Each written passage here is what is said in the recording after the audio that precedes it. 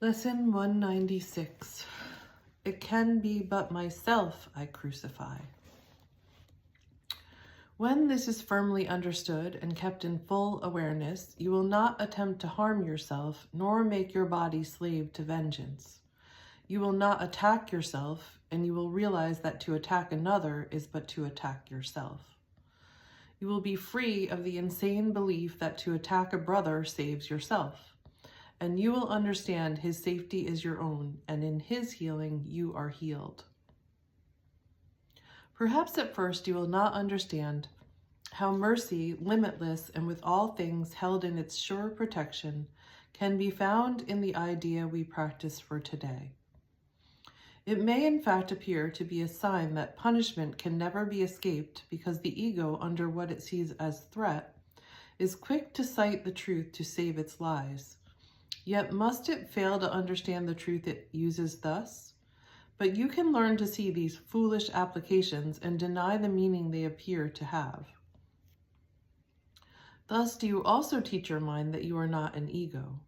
For the ways in which the ego would distort the truth will not deceive you longer.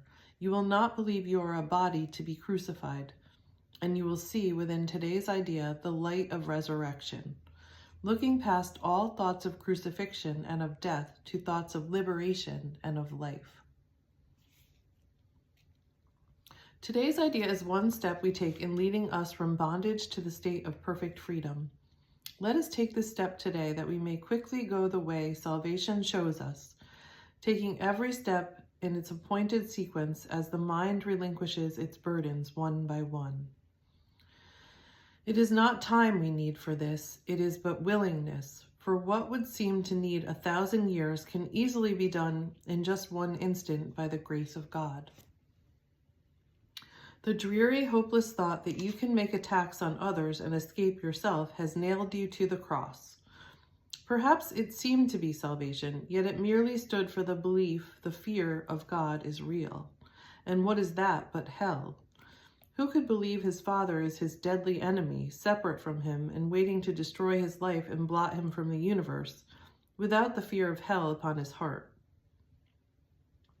Such is the form of madness you believe. If you accept the fearful thought, you can attack another and be free yourself. Until this form is changed, there is no hope. Until you see that this, at last, must be entirely impossible, how could there be escape? The fear of God is real to anyone who thinks this thought is true, and he will not perceive its foolishness or even see that it is there so that it would be possible to question it.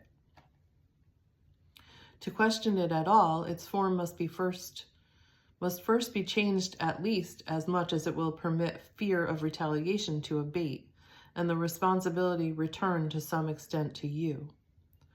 From there, you can at least consider if you want to go along this painful path. Until this shift has been accomplished, you cannot perceive that it is but your thoughts that bring you fear, and your deliverance depends on you. Our next steps will be easy if you take this one today. From there, we go ahead quite rapidly, for once you understand it is impossible that you be hurt except by your own thoughts, the fear of God must disappear. You cannot then believe that fear is caused without. And God, whom you had thought to banish, can be welcomed back within the holy mind he never left. Salvation's song can certainly be heard in the idea we practice for today. If it can be but you crucify, you did not hurt the world and need not fear its vengeance and pursuit.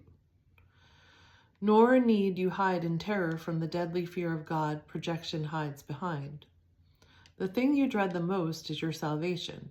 You are strong, and it is strength you want, and you are free and glad of freedom. You have sought to be both weak and bound because you feared your strength and freedom. Yet salvation lies in them. There is an instant in which terror seems to grip your mind so wholly that escape appears quite hopeless. When you realize once and for all that it is you fear, the mind perceives itself as split. And this had been concealed while you believed attack could be directed outward and returned from outside to within. It seemed to be an enemy outside you had to fear, and thus a god outside yourself became your mortal enemy, the source of fear.